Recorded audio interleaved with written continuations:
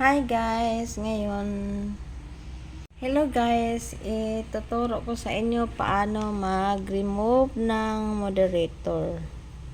So punta muna tayo sa YouTube Studio.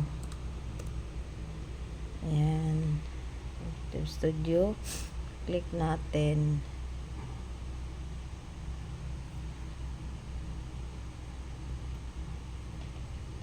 Ayan. Tapos, din na tayo sa YT Studio natin guys. Ayan.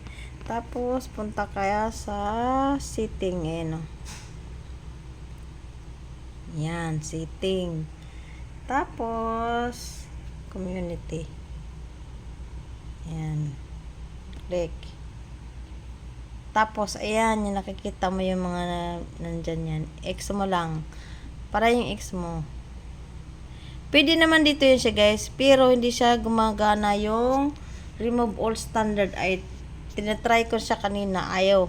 Kaya, ginagawa kong dinamihan ko naman mga 50, ganon, yun. Ganon lang. Ganon lang siya kabilis. Yan, alisin ko muna yung mga... Siyempre, matagal na to. Ilang ano ko. Naka 12K na. So, 3 years ko nitong... Pangalawa ko na to, dati na-remove ko na to eh. Tapos nakalimutan ko na. Yun, tinuruan ako ni Ate Lori. Yan, ganyan. Ano. Tapos, pagkatapos nyan guys, save. Tapos yun, makikita mo.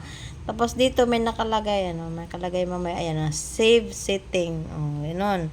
Tapos, back ka uli sa setting, tapos community, ganun lang, paulit-ulit. Yan lang guys, yan lang.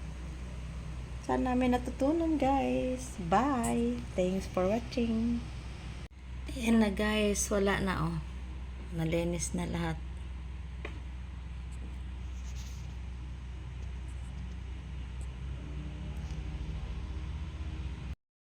Nalinis ko na lahat guys. Sana may natutunan kayo. Tinuro yun sa akin ni Ate Lori. Shout out Ate Lori sa pagturo.